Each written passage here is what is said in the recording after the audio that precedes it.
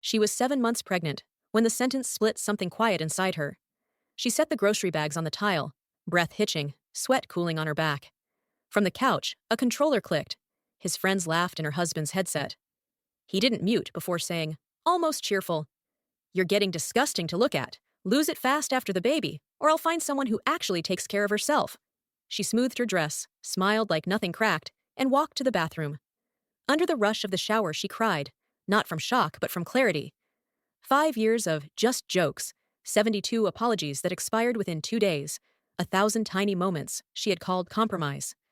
She pictured a daughter learning that love sounds like contempt. No. She told him she needed air. He waved her off mid-match.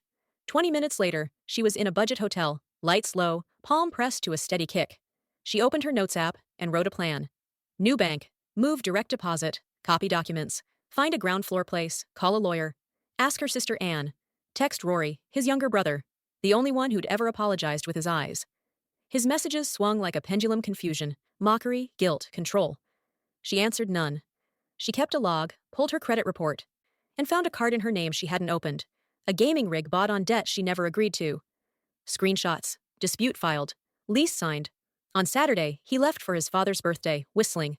The taillights disappeared. Anne's SUV arrived, then her friend Mia with a small truck, then Rory with a tight jaw and open hands. They worked room by room, clothes, documents, baby onesies soft as clouds. The desk she owned before him, the lamp that made evening look like honey. When they reached the glowing tower of his precious PC, Rory lifted it in silence and carried it to the truck. By dusk, the rooms echoed.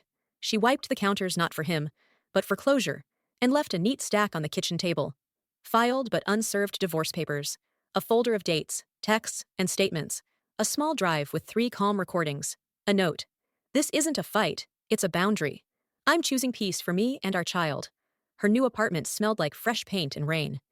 They ate pizza on the floor and laughed from relief. That night, she turned on a moon-shaped nightlight beside the half-built crib and listened to the soft drum of life inside her. In the morning, her phone swarmed with unknown numbers. Rage, pleading, bargaining. She forwarded everything to her lawyer and set the phone face down. On the balcony, the air was cool and clean. A neighbor taught a child to coast on a bicycle. Wobble, steady, glide. She rested both hands over the small, firm curve and whispered, "We're okay." And for the first time in a long time, she didn't have to convince herself. There would be hearings and keys and new routines, but the locks were hers now. The story she would tell her daughter would begin here, with a list, a boundary, and a door that closed softly behind them.